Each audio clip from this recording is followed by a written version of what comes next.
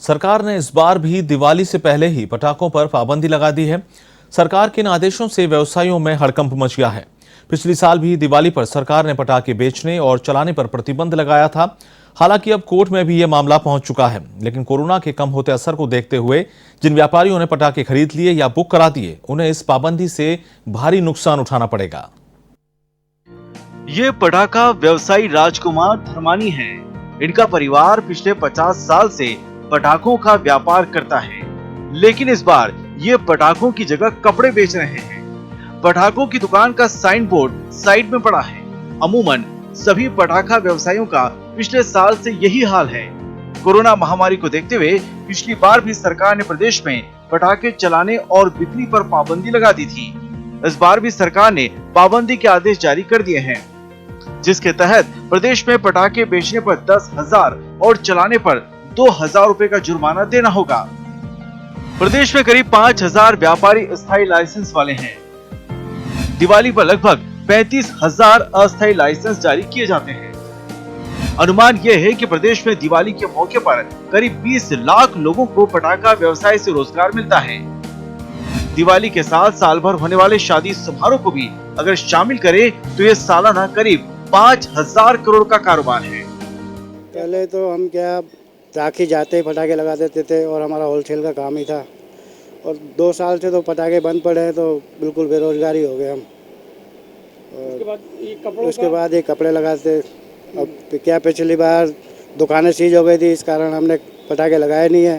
भाई ठीक है, दुकान तो सीज नहीं होगी, कपड़ा चलता रहेगा, पटाखे तो बंद ही कर दिए गवर्नमेंट ने। पटाखे जो है मतलब सब लोगों के लिए एक पटाखे होते हैं। हमारे लिए पटाखे जो होते हैं वो अपने दवाई का खर्चा, बच्चों की स्कूल की फीस, बस का टिकट, मकान का किराया और बिजली का बिल भी पटाखे ही होते हैं। जो रोटी बनती है उसकी चूल्हे की लकड़ी जो होती है वो भी पटाखे होते हैं, और जो घर में रोशनी होती है वो भी पटाखे होते हैं। एक मजदूर सुबह से लेकर शाम तक काम करता है इसी में, और इसी उम्मीद के साथ कि चलो शाम को दिहाड़ी मिलेगी, ठीक है, हमारे पटाखे हम दुकानदार के पास जमा कराएंगे और उसके बाद पैसे लेकर आएंगे और उसके बाद चूल्हा जलाएंगे। वो सारे चूल्हे बुझ गए हैं और उन शोरगरों के घरों में अंधेरा हो गया था। देश में सबसे ज्यादा पटाखे बनाने वाली फैक्ट्रियां तमिलनाडु के शिवाकाशी में हैं।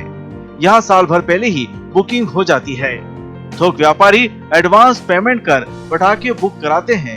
अब सरकार ने पाबंदी लगा दी है, इससे व्यापारियों को करोड़ों रुपयों का नुकसान होना तय है। राज्य सरकार ने पटाखों की, आतिशबाजियों की बिक्री पर और उसके चलाने पर रोक लगा दी है। कुछ दिनों पूर्व राज्य सरकार ने ही अस्थायी पटाखे लाइसेंस को इश्यू करने के लिए आवेदन मांगे। व्यापारियों ने आवेदन कर दिए, और क्योंकि खरीद कुछ दिनों पूर्व होती है, 1-1.5 महीने पूर्व होती है, काफी सारे पटाखे व्यवसायियों ने अप्लाई कर दिया, एडवांस में पैसे दे दिए पटाखों के लिए और लाखों का खर्चा कर दिया।